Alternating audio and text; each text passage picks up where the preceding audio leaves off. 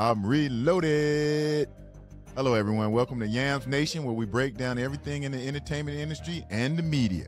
The rise of the Gangster CEO and the emergence of independent labels with street connections marked a major shift in the music industry.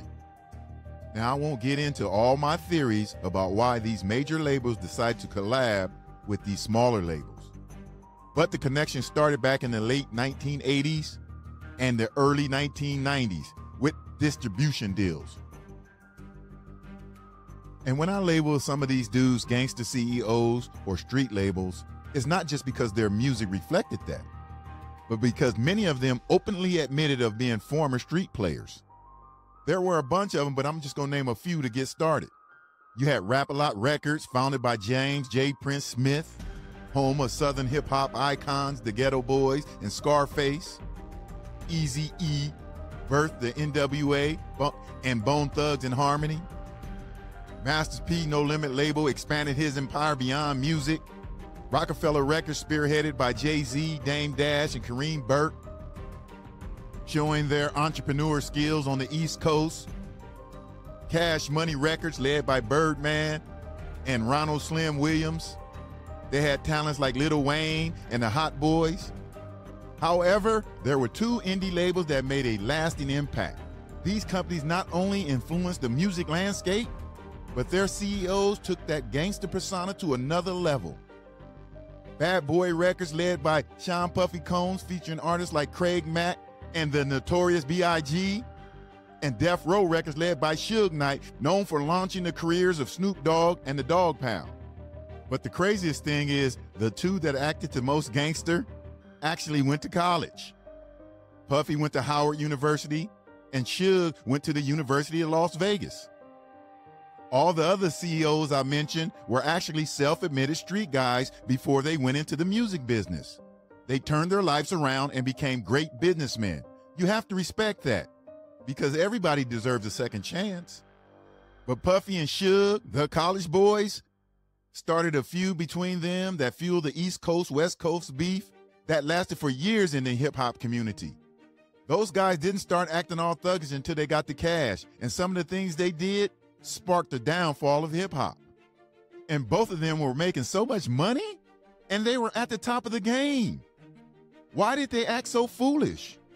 And I'm gonna focus on Puffy, because he is the one that has got away with so much shit. Take that, take that, take that. Sean Combs, also known as Puff Daddy, started his music career at Uptown Records in the late 1980s, working for his mentor Andre Harrell as an intern. He was still a student at Howard University. He commuted back and forth from Washington, D.C. to New York City. One day, while he was at the school library, he stumbled upon some crazy news. Turns out his old man didn't die in a car accident like his mom had told him, but from a drug deal that had gone bad. Now, Puffy decided to leave college and fully commit to Uptown Records, where he became the driving force behind the incredible stars like Mary J. Blige and Jodeci. His impact on the hip-hop scene was undeniable, and he quickly gained influence. But in 1991, Puffy had his first major setback. I'm at 138th Street and Convent Avenue, City College. I have four people that were just wearing Brooklyn and Manhattan or where? I'm in Manhattan.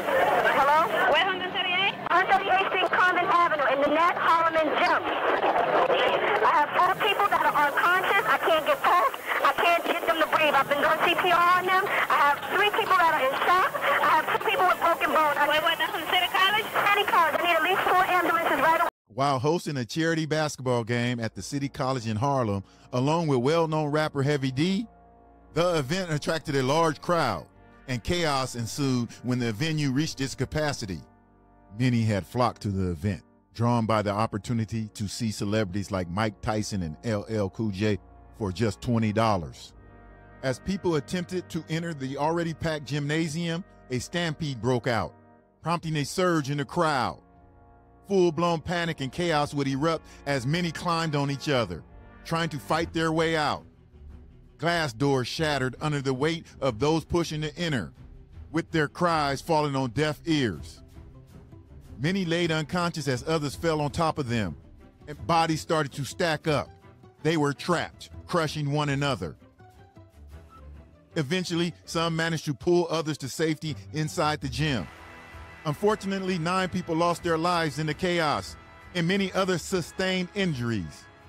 The incident was a devastating tragedy. It led to increased scrutiny of event planning and security measures at large events. Puffy, who was no stranger to throwing parties, was at major fault. Sean Puffy Combs. He was cited in the New York City Deputy Mayor's report for failing to adequately alert student organizers to the need for strong security and crowd control.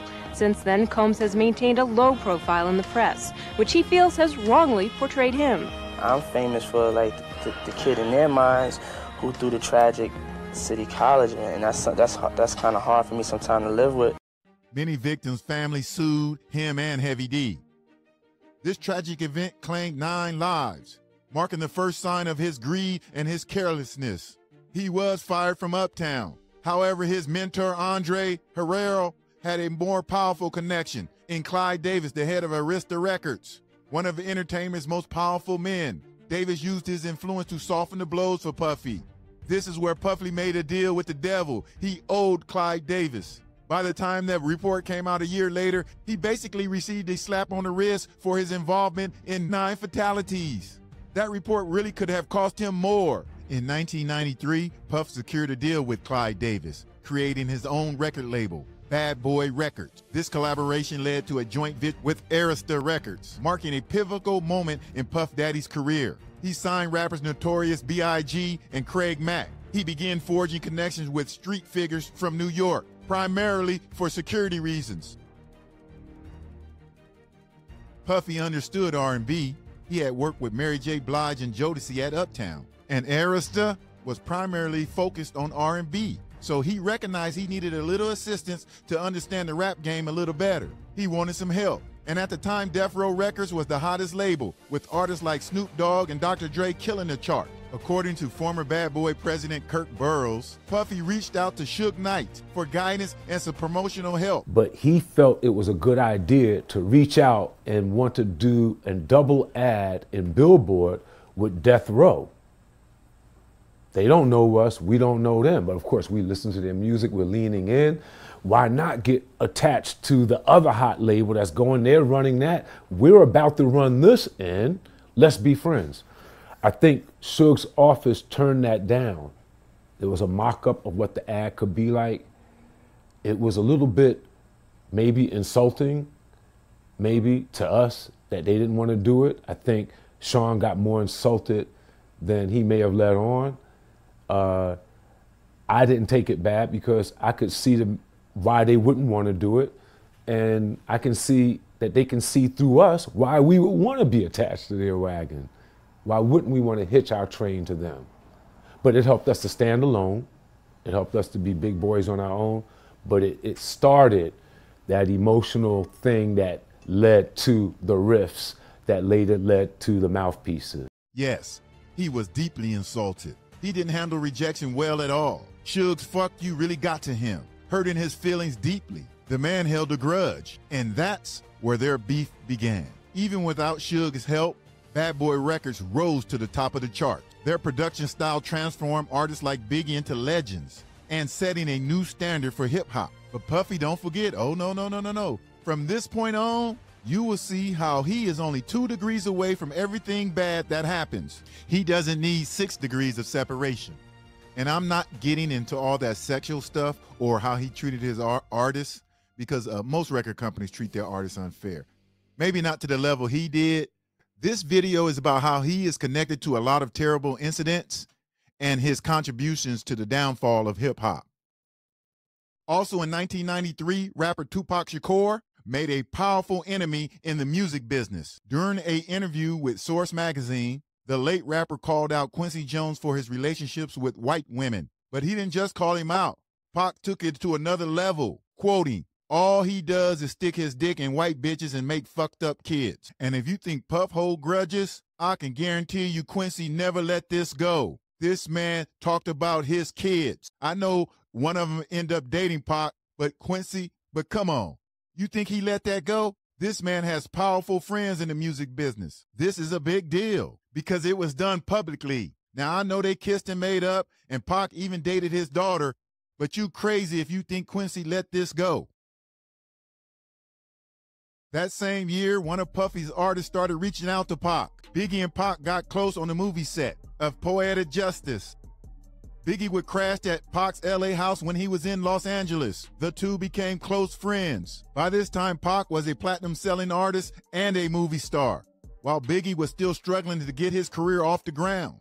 There was a rumor Biggie asked Pac to be his manager to replace Puffy, but Pac told him no, that Puffy will make him a star. I mean, let's be real. Biggie was never really a fan of Puff. You rarely seen pictures of him and Puff together, and he was smiling. But somehow Puffy found out Biggie asked Pac to be his manager. Puffy's other artist was unhappy and planning to leave Bad Boy. Puffy, take it away. Check it out. This my man, the Notorious B.I.G. What's the deal? What's going on? My man, Craig Mack. My foundation, you know what I'm saying? It's my life right here. We all need each other to live and breathe, and that's the way we treat each other. Damn, he been lying from the beginning. Did you see Craig Mack's face? You knew he was out of there. With him gone, this would only leave Biggie. Puffy had to keep Biggie aboard. He was unwilling to let him slip away. Pac started hanging around some New York street guys from Brooklyn, like Haitian Jack and his crew. Biggie and Mike Tyson warned him about this, as Haitian Jack wanted to manage Pac. He even brought in Madonna to convince Pac. They both had a close relationship with her. Over time, Haitian Jack came to believe Pac was talking about him behind his back. Then all hell broke out later that year in 1993. Tupac was accused of sexually assaulting a woman in a hotel in New York. He denied it and claimed that the encounter was consensual. The woman who accused him have since said, yes, her and Pac had consensual relations, but at the time, other men came in and had sex with her without her permission. These other men were Haitian Jack and his crew. They never served time. But Pac case went to trial in 1994, where he was found guilty of first-degree sexual abuse, but acquitted on 2 other charges. Now, I'm not going to discredit a rape victim or accuse her of lying or say she was part of a setup, but it is puzzling to me how the man who she actually claimed raped her was from her community where she grew up, and they got off scot-free, while Pac was the only one that ended up in jail. But before Pac was convicted, he got shot in New York while he was there for that court case. He decided he could make some extra money, and he set up 2 recording sessions the same day he got shot. Now, it is worth noting, both of these recording sessions on that day had connections to Puffy. The first session was with Ron G, a well-known DJ from Harlem. Puff is from Harlem, and Ron G had worked with Biggie before. For the second session, Tupac was to go to Quad Studios and do it with Little Sean, a rapper from Brooklyn who had close ties with Haitian Jack. And Little Sean's manager was a Haitian guy from Brooklyn named Jimmy Henchman. And Little Sean was an artist on the Uptown label, the one owned by Puffy's old mentor, Andre Harrell. So Pac and his buddies, Stretch and 2 others, they head to Ron G's studio. While there, Jimmy Henchman keeps calling Pac, inquiring about his whereabouts and asking him when will he make it to the Quad Studios. Now, him persistently calling Pac means Jimmy is aware Tupac hasn't left Ron G's studio yet, indicating someone at Ron G's studio may be informing Jimmy. Now, I'm not insinuating Ron G set up Tupac, but maybe Jimmy has someone down the street watching Ron G's place. Now, many people believe, and I think Pac himself, that maybe Stretch set him up. Now, I don't believe that. Why would he risk his life in going to Quad Studios? Any robbery can go bad. And Pac would have remembered if he was on the phone at Ron G's, and I know he gave that message to Pac that Jimmy said, get your money right before you go to war and all that. But that could have just been a message. Now, we all know Pac went to Quad Studios and got shot. Now, I do not think it was a coincidence that Puffy was there, Andre Harrell was there, and the speculation was that Jimmy Henchman and Haitian Jack set him up. That would mean the people who robbed and shot Pac were only 2 degrees away from Puffy, meaning first degree of separation, Puffy knew them, while second degree means he knew somebody who knew them. And yes, Biggie and his friends was in the studio at the same time on a different floor, but I don't believe they had anything to do with it because this is CEO shit. After the shooting, Tupac blamed many people, from Biggie to Puffy to Haitian Jack to Jimmy Henchman. He took shots at everybody while he was in jail. And when Pac was in jail, the 1995 Source Awards took place in New York City. I believe it was in August. Now, what happened at this event raised the tension between Death Row Records and Bad Boy Records when Suge Knight took the stage and called out Puffy for being greedy and not supporting his fellow artists, and criticized Puffy for being all in the videos. I'd like to tell Tupac to keep his guards up. We ride with him.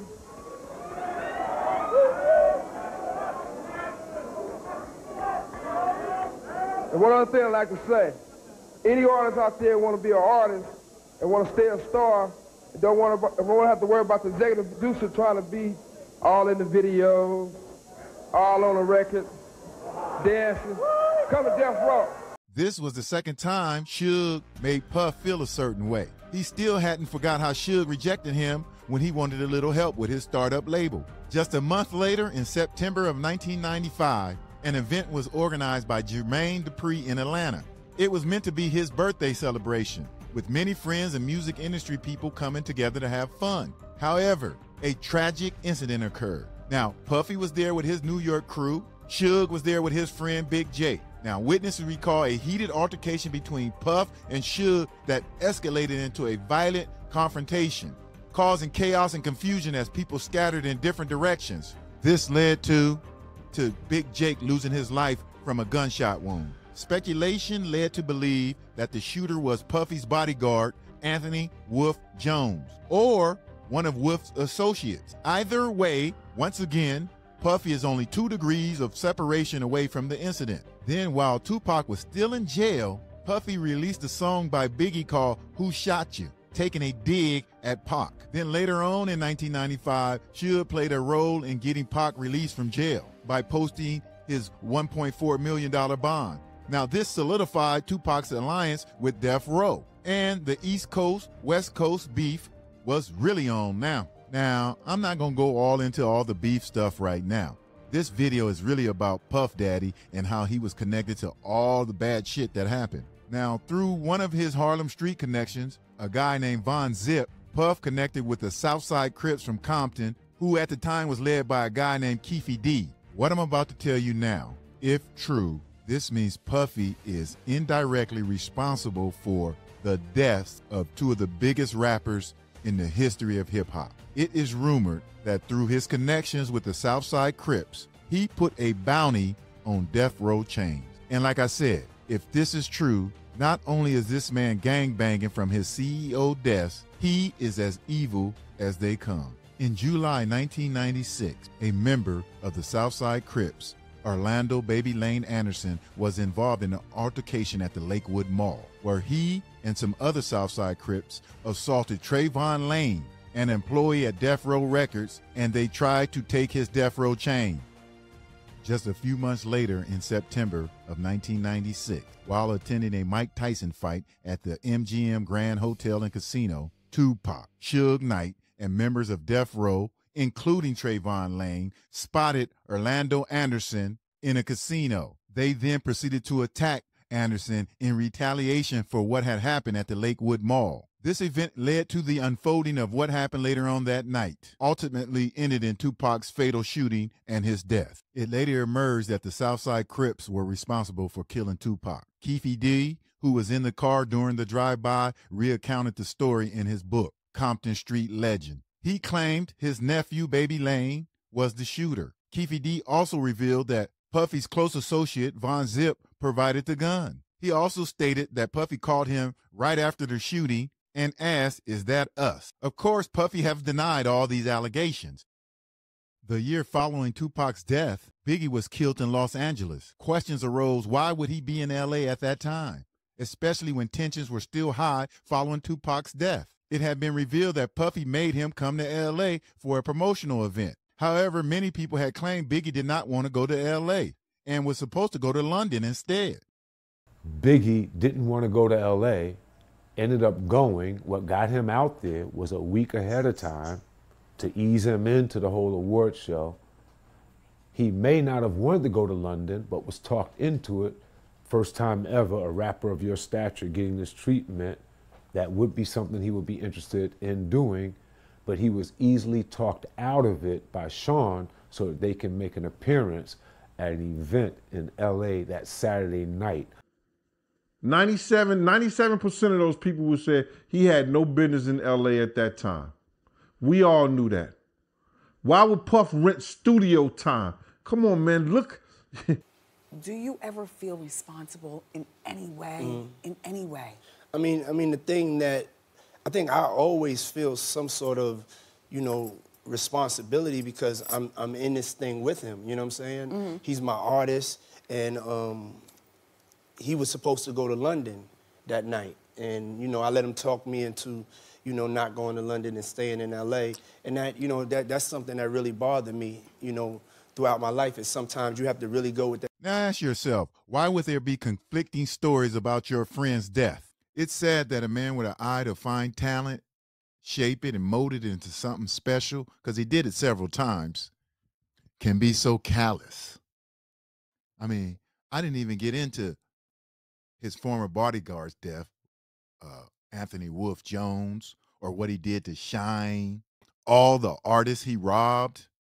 I don't know if we've ever had a famous black person who operated like this. Did he learn this from his mentors, or is he just doing their dirty work?